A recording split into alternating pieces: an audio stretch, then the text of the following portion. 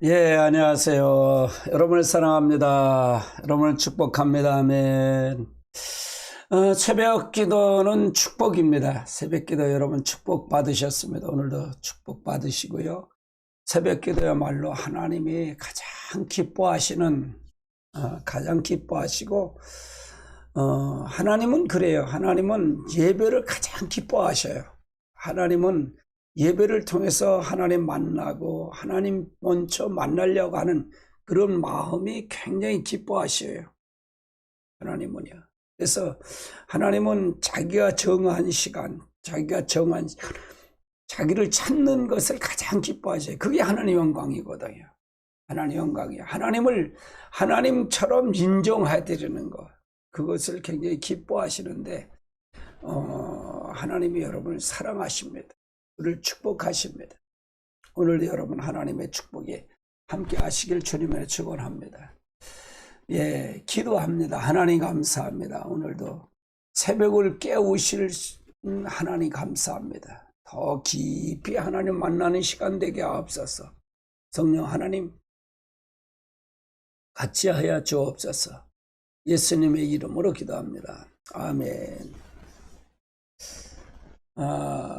우리는 하루의 삶이 이제 오늘 하루를 어제 거 잊어버리시고요. 어제 잘못됐던 거 잊어버리시고 오늘 새로운 날을 주셨다라고 생각하고 그분과 동행하시고 가시기 바랍니다. 어제는 저 사모님은 이제 예방접종을 마치고 왔어요. 2차 예방접종을 마치고 왔어요. 그래서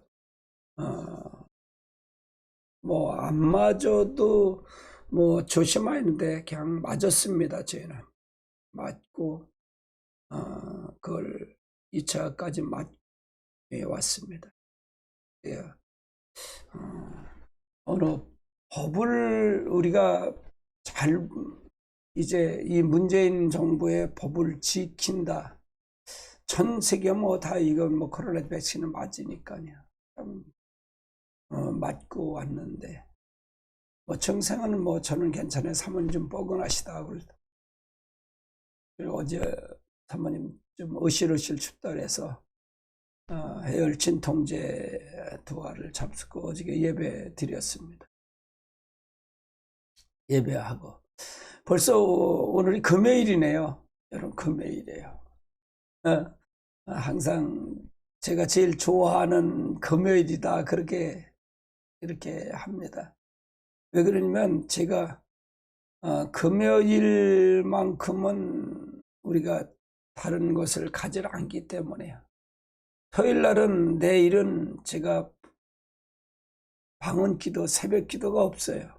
제일 쉬는 날입니다. 제가 푹 쉬는 날이에요.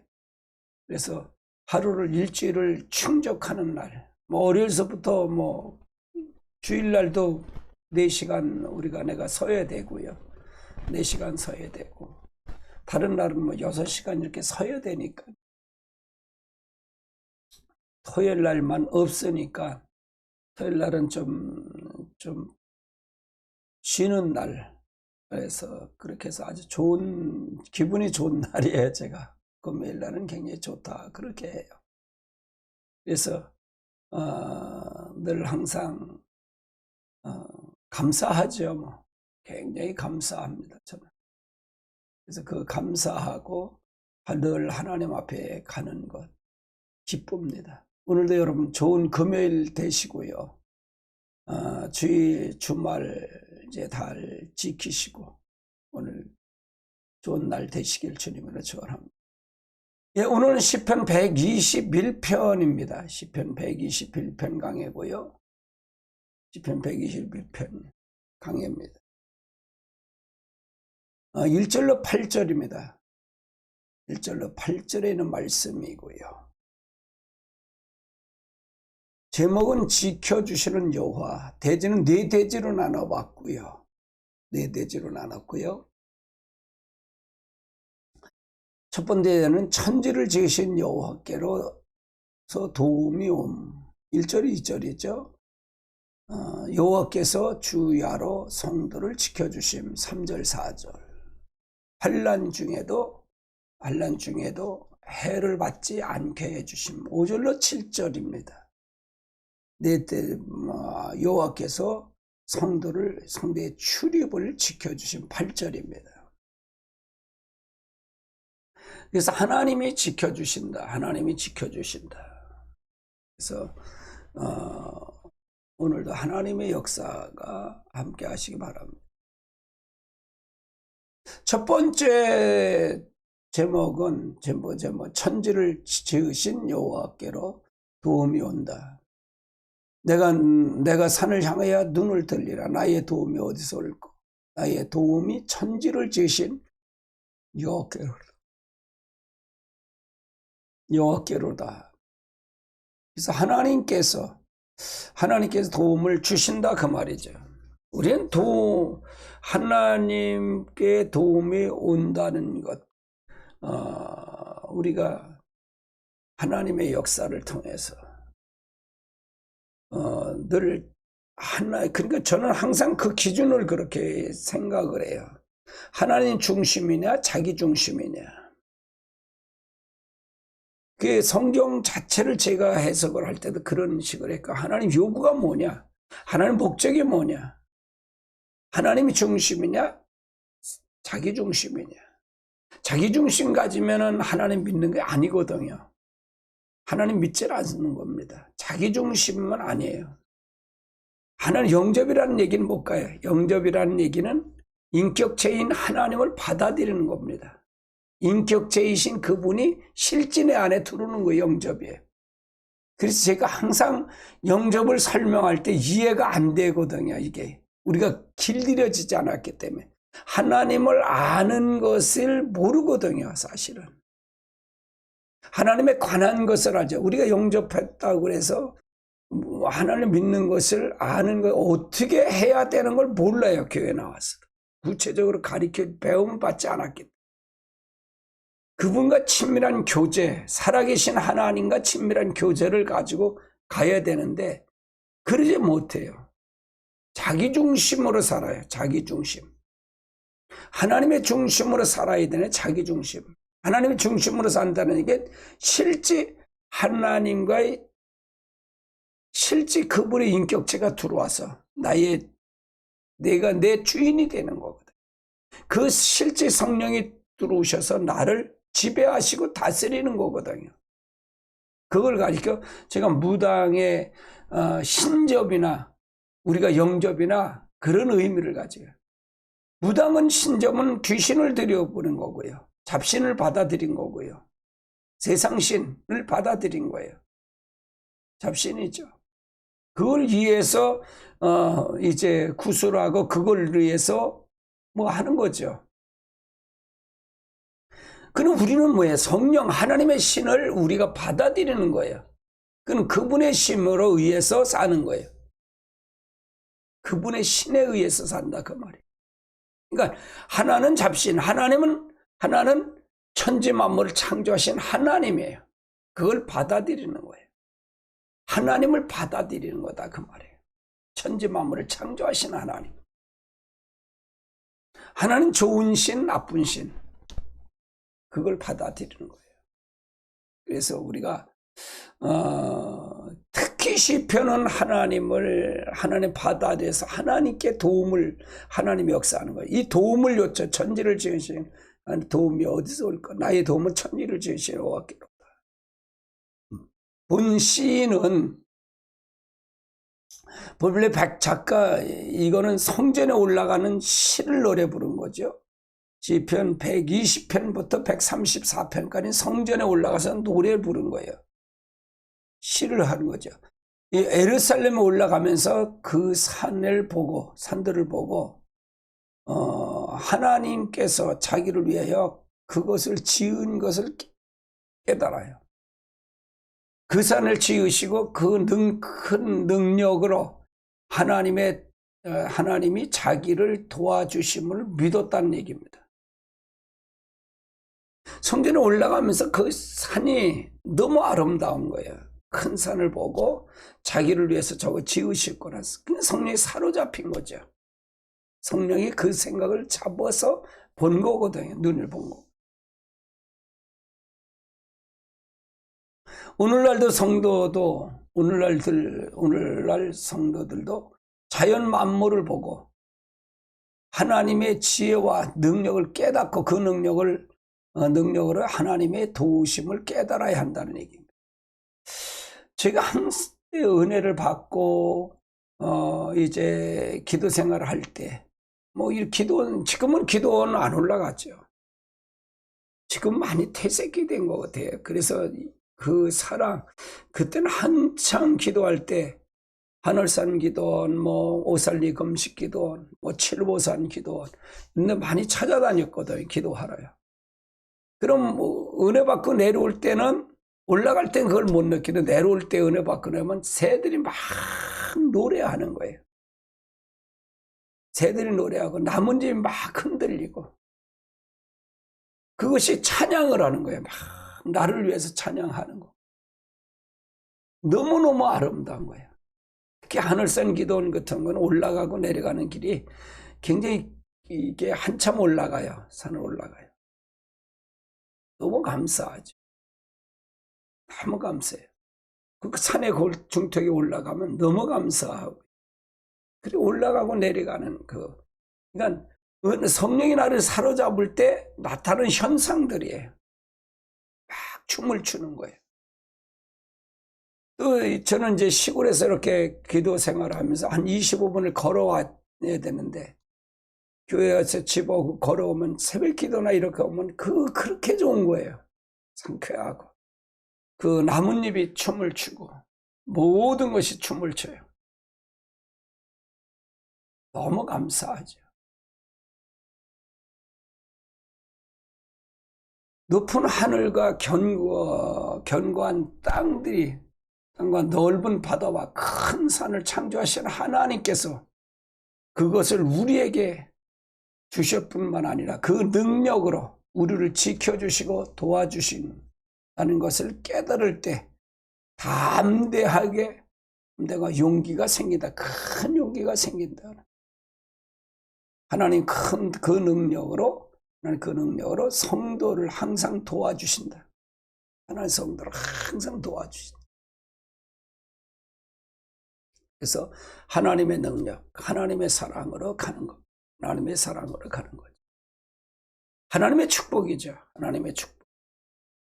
그래서 도움이 어디서 오냐? 하나님께 도움이 오는 것. 천지를 지으신 하나님께 도움이 온다. 하나님의 축복이 함께 하시길 주님으로 축원합니다. 여러분을 축복합니다. 그래서 하나님을 통해서 가는 것, 도움을 통해서 요청하는 것, 능력이 필요한다 그 말이. 예, 출애굽기 3장 12절에도 마찬가지입니다. 하나님께서 이루시되 내가 반드시 너와 함께 있으리. 내가 그 백성을 애굽에서 인도하여 낸 후에 내가 이 산에서 여호와를 섬기리니 이것이 내가 너를 보낸 증거라. 지금 호렙산에서 부르죠. 하나님 불러요. 부르죠. 그래서 거기서 가시떨기나무에서 부르셔 소명을 주는 거죠. 내가 반드시 너와 함께 할 것이다. 내가 반드시 너와 함께 할 거다. 반드시 너와 함께 할 것이다. 그리고 그 백성을 애굽에서 인도해낸 후에 너희가 이 산에서 하나님을 섬길 것이다. 이것이 내가 너를 보낸 증거라. 모세가 하나님을 통해서 가니 얼마나 감사하겠어요. 너무 감사하죠. 모세를 통해서 하나님 부르시고 하나님 역사하시는 걸 너무 감사하죠. 증거를 주는 거죠.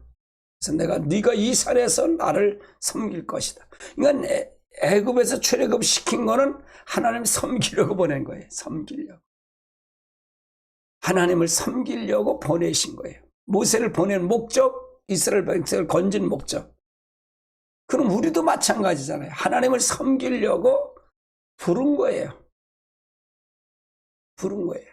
여기서 산은 뭐 하나님의 성전을 가리킬 수도 있죠. 성전을 가리킬 수 있어요. 안에서 부르신 것. 애굽에서 인도내는 목적은 예배 하나님 섬김을.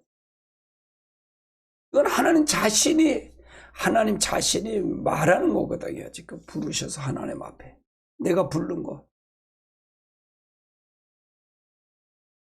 그래서 우리가 하나님을 섬긴다, 예배한다. 오늘도 이게 예배는 하나님을 섬기는 거예요. 하나님 가장 기뻐하시는 거죠. 여러분 똑같아요.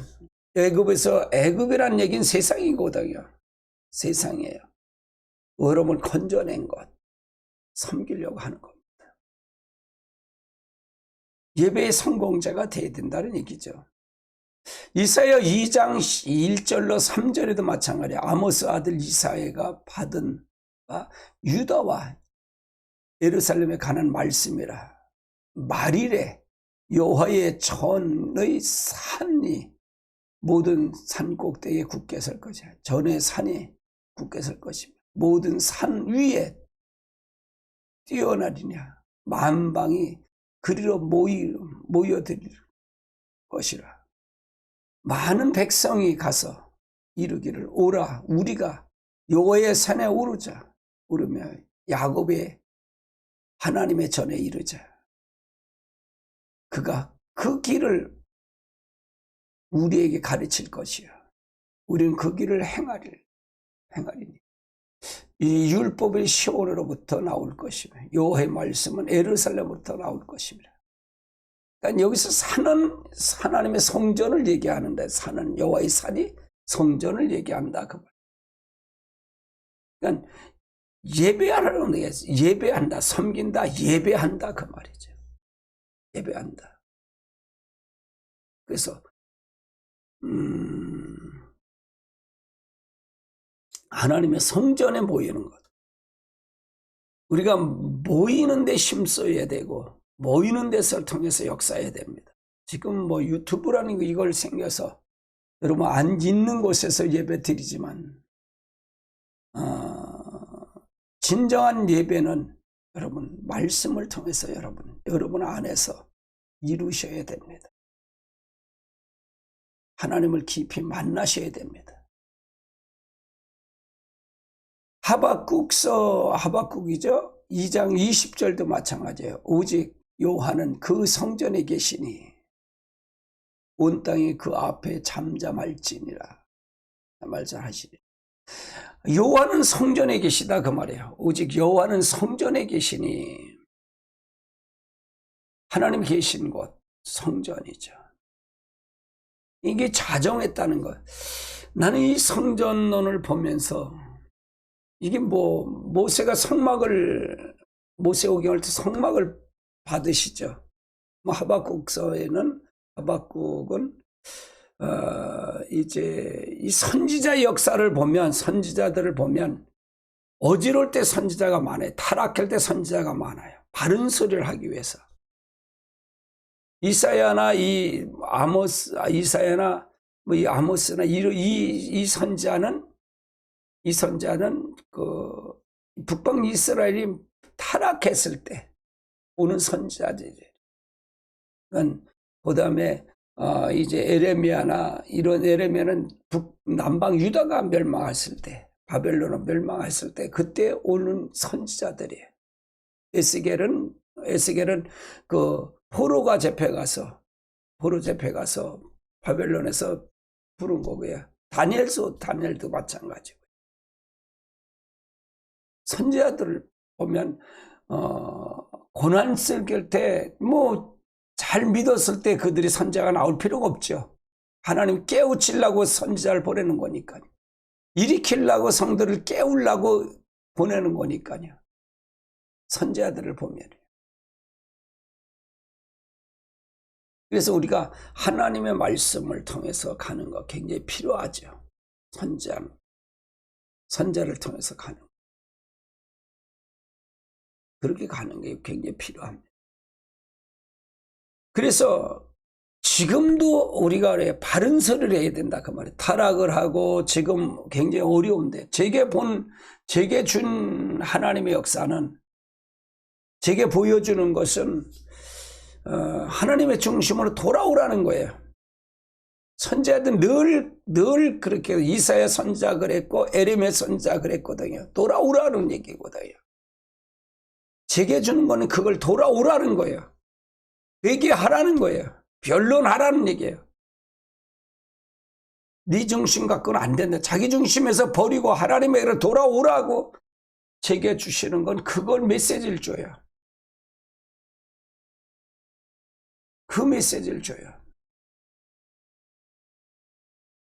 그래서 돌아와라. 하나님 중심으로 돌아와라.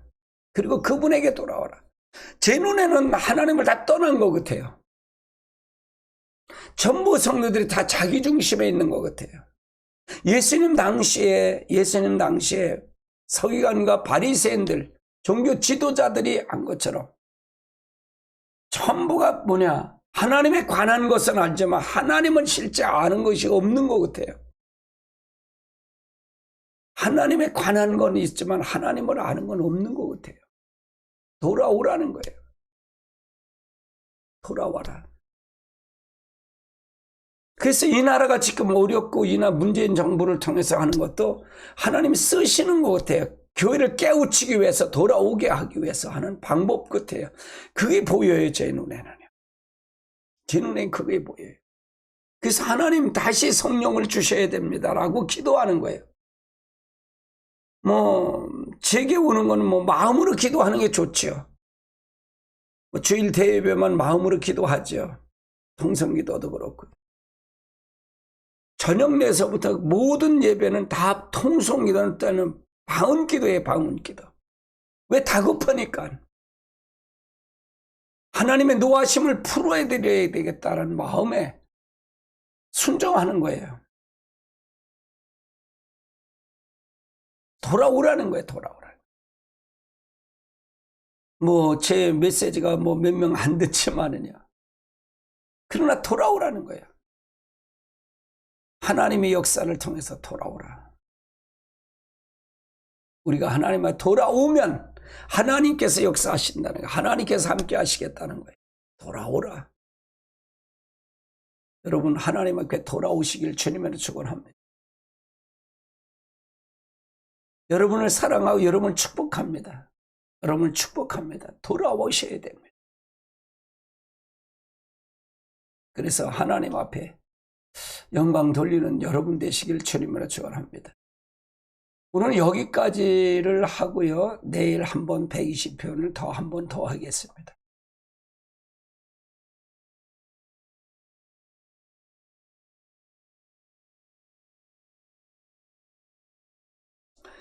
하나님께 돌아오는 것이 굉장히 필요합니다. 돌아와야 됩니다.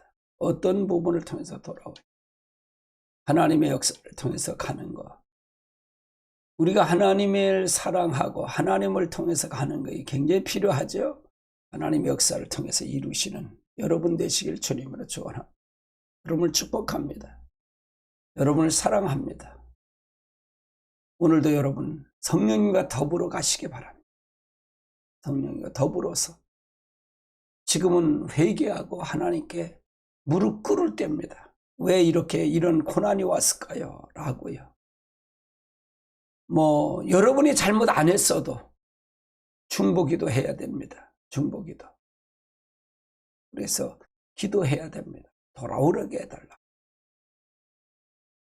다시 성령의 역사가 이루어져야 돼요. 성령의 역사가 갈망해요. 그러니까 저는 성령을 굉장히 갈망해요. 성령님 도와주셔야 됩니다. 지금 종말을 앞장서서 해야 되는데 하나님 도와주십시오. 라고 기도합니다. 기도하겠습니다. 하나님 감사합니다. 귀한 시간, 귀한 은혜 주심을 감사합니다. 말씀으로도 깊이 하나님을 알고 하나님께 돌아오는 모든 자들 되게 하여 주시옵소서. 이 나라를 한 번만 지켜주시옵소서. 전 세계가 어렵습니다. 하나님께 돌아오는 모든 회개하는 역사가 있게 해 주시오. 회개형을 부어주셔서 하나님 돌아오게 하옵소서. 깨우치게 하옵소서. 살아계신 하나님을 믿게 하여 주옵소서. 예수님의 이름으로 기도합니다. 아멘.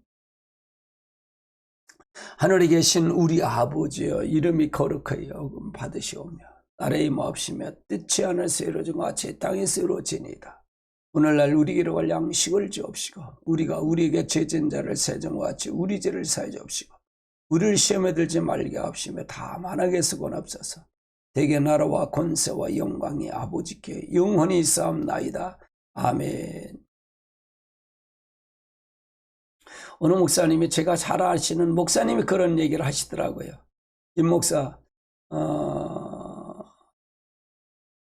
내가 미국에 있는, 그분은 미국에 따님이 계셔요. 따님이 계시는데 제가 제 설교를 늘 드려요. 이렇게 보내드리고 제가 이제 계시록하고 네 설교 은혜 받는다. 나보다 한 3살 위에요. 3살 정도 위인 목사님이신데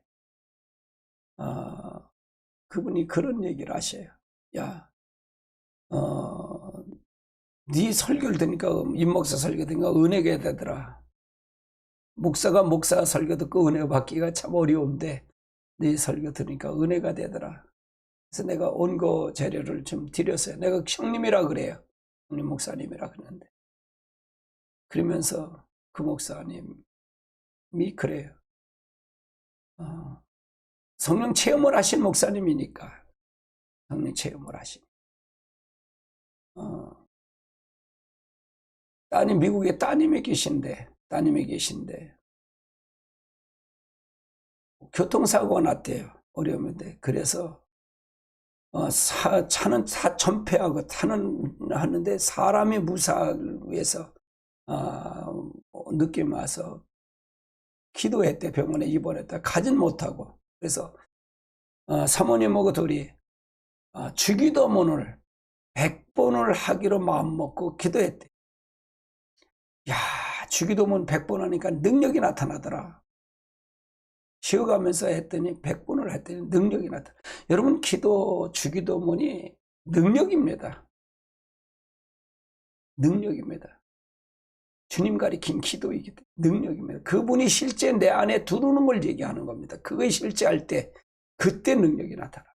여러분, 기도줄이 안 잡힐 때 주기도문을 하십시오. 그러면서 방언기도 하는 거 이렇게 하면서 하루에 3시간 찍었더니 나도 경각심을 가져야겠다. 기도합니다. 기도해야겠다. 그러면서 그런 얘기를 하셔요. 순수하시죠. 받아들이는 거. 예, 기도줄이 안 잡힐 때 여러분 주기도문 하십시오. 주기도문 외에도 하나님의 역사가 나타납니다. 능력이 나타납니다. 예, 먼저 사랑아님 찾아주셨고 제일 1등 하셨네요. 사랑아님. 축복이님 감사합니다. 이사하신다 그러시는데 이사 잘 하시는데 예, 준비하시나 바쁘시겠네요. 예, 은혜로님 감사합니다. 자연태종님 감사합니다. 믿음이님 감사합니다. 예, 사랑하님 감사합니다. 예, 감사합니다. 예, 늘 응원해 주셔서 감사합니다. 문계교련님 감사합니다. 축복이님, 예, 감사합니다.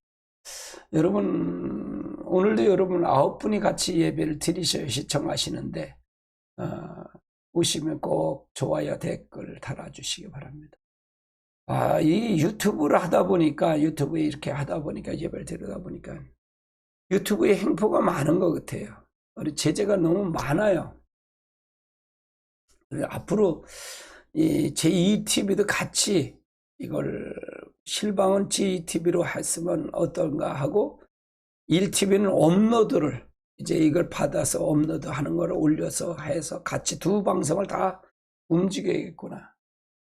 경고를 3번 먹으면 이게 다치거든요. 이게 다쳐요. 경고를 1번 먹었기 때문에 2번 더 먹으면 안 돼요. 그래서 경고를 먹으면 안 되기 때문에. 그래서 이 TV로 다 하고 1TV도 올리고 같이 2개 방송을 써야겠다. 어제 강사님하고 얘기를 한번 했어요. 그래서 우리 1TV, 2TV를 같이 움직이면 좋겠다라고 생각하고, 실방은 2TV로 해도 뭐 다 뜨니까요. 그럼 같이 뜨면 같이 떠요. 호산나, 김포 호산나를 치면 1TV, 2TV가 같이 떠버려요. 그냥 제목이요. 그러면 교회 그림 있는 것은 1TV고 제 그림 설교 영상을 보면 그건 2TV예요. 그래갖고 그걸 같이 뜨니까 같이 이렇게 보면 좋겠다라고 생각이 돼. 그래서 오늘도 여러분 기도 많이 하시고요. 기도하시고요. 자유롭게 기도하시고 하나님 깊이 만나시고요. 저는 11시에 뵙겠습니다. 11시에 방언 기도에서 뵙고요. 또 6시 30분까지 개인적으로 기도하시기 바랍니다. 어제 그렇게 좀 제가 음식 만드는 걸 좋아해요. 음식 만드는 걸 좋아하고 뭐 다른 사람이 먹고 기뻐하는 걸 굉장히 좋아해요. 연구하는 걸 좋아하고 도전하는 걸 좋아해요. 그래서 이 TV에다 우리 TV에다 음식 만드는 걸 한 카트씩 한번 올려보는 건 어떤가. 뭐 다른 방송을 또 만드는 것보다는 그냥 여기다 올려놓으면 제 하나의 코너를 만들어서 올려놓으면 어떤가 그런 생각이 돼요. 또 여러분이 그렇게 되고 여러분 이제